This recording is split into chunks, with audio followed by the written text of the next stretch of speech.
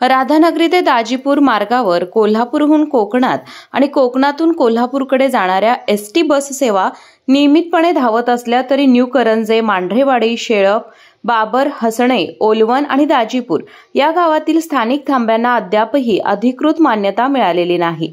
त्यामुळे या मार्गावरील शाळा, कॉलेज, विद्यार्थी, शेतकरी, नोकरवर्ग आणि शासकीय कामासाठी प्रवास करणाऱ्या नागरिकांना मोठ्या अडचणींचा सामना करावा लागतोय। स्थानिकांनी अनेक वेळा तक्रार करूनही या थांब्याकडे दुर्लक्ष होत असल्यानं नागरिकांमध्ये नाराजी आहे। ऑनलाईन वेळापत्रकात हे थांबे दाखवले जात नसल्यानं बहुतांश बसेस या ठिकाणी थांबत नाहीत। त्यामुळे प्रवाशांना चालत जावं लागतं किंवा खासगी वाहनावर खर्च करावा लागतो।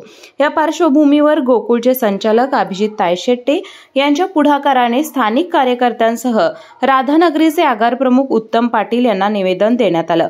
यामध्ये या मार्गावरील स्थानिक थांब्यांना अधिकृत मान्यता देणं, नव्या बस सेवा सुरू करणं आणि नागरिकांच्या सेवेसाठी आवश्यक त्या सुधारणा करण्याची मागणी करण्यात आली।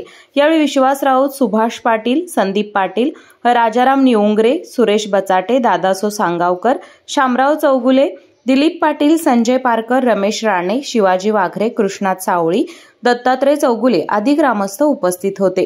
केके न्यूज साठी राधानगरीहून मिलिंद कांबळे। अशाच नवनवीन अपडेट पाहण्यासाठी आमच्या केके न्यूज चॅनेलला सबस्क्राइब करा।